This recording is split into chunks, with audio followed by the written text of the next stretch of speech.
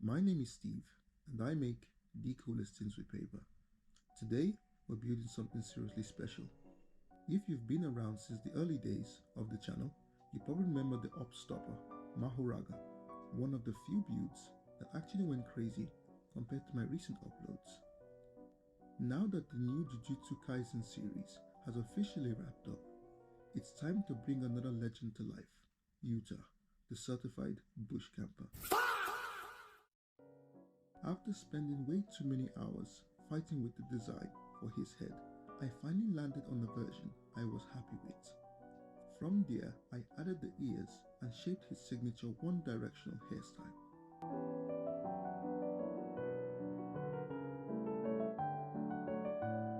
Next came the body, complete with extra neck muscles so his massive head wouldn't immediately collapse. By wrapping aluminium wire with paper and tape, I managed to give him a sturdy frame that could actually stand upright. Finally, I cut sheets of tape into strips and layered them onto the pants, pressing them in aggressively to create those natural looking folds and creases.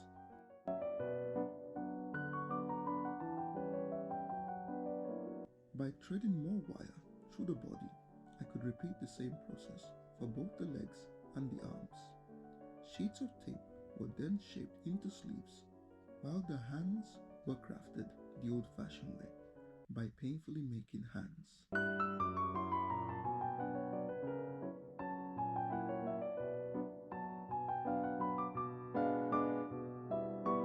Once finished, I glued them into place and buckled the sleeves to give them a loose, puffy look.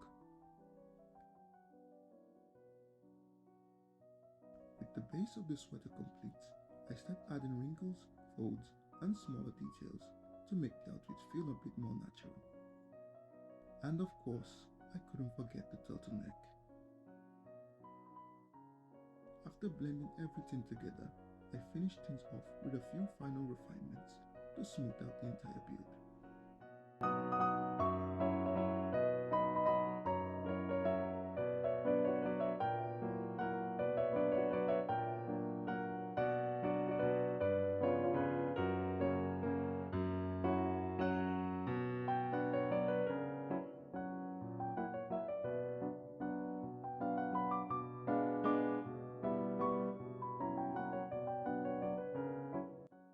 To create his iconic sneakers, I first shaped the base form, then cut sheets of tape into proper pieces and glue them into place. I layer on extra details to sharpen the design, while additional tape underneath to form the outsoles.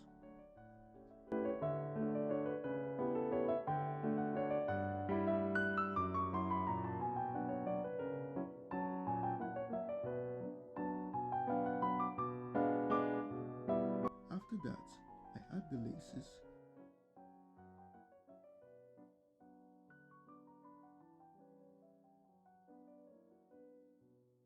and trim away the excess for a cleaner finish. For his weapon, I wrap aluminium wire with sheets of tape cut into shape of a katana. Once the blade is formed, I attach the collar and guard before designing the handle.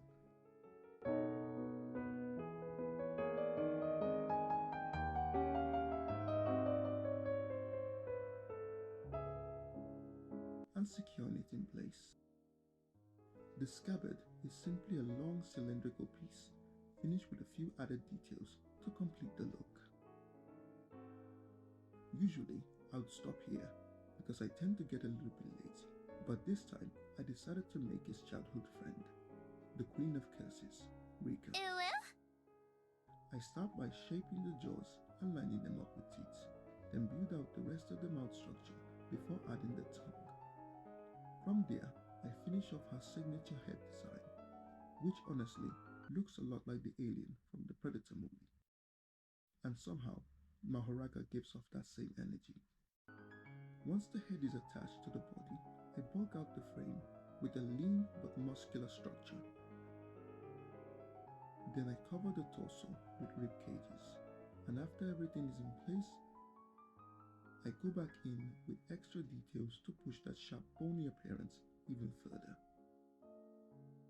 For the arms, I want them to stay sturdy, so I reinforce them with aluminium wire to help them hold their shape properly. The finger gets the same treatment, followed by added knuckles and stretched out muscle details along the arm. And voila!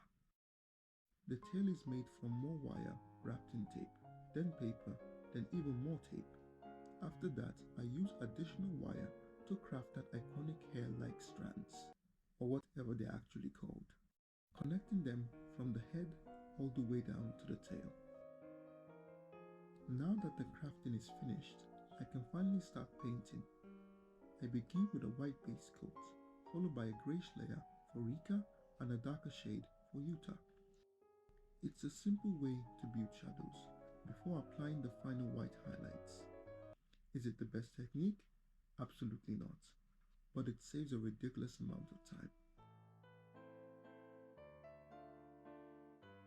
I paint Rika's mouth using shades of reds and pinks, brighten up the teeth with white, and add touches of black here and there to sharpen the details.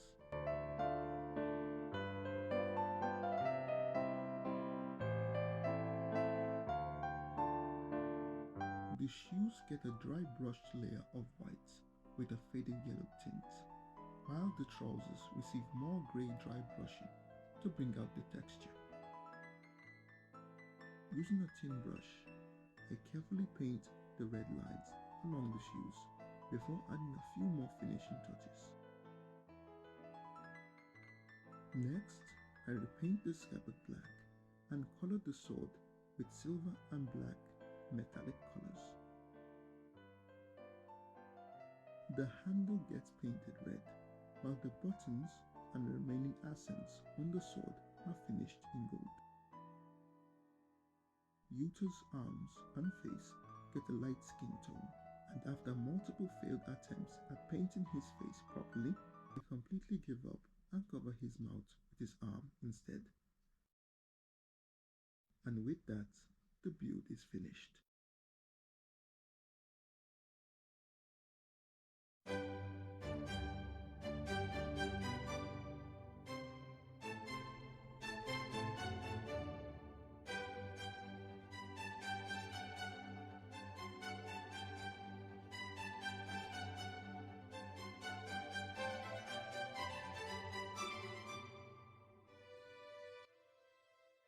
So yeah, if you made it this far, you might as well like and subscribe. It's completely free. I'm trying to get 1,000 subscribers before the end of this month, so you subscribing would really help a lot. And don't forget to comment down what you want me to make next. Thanks again for watching, and I'll catch you in the next one. Cheers.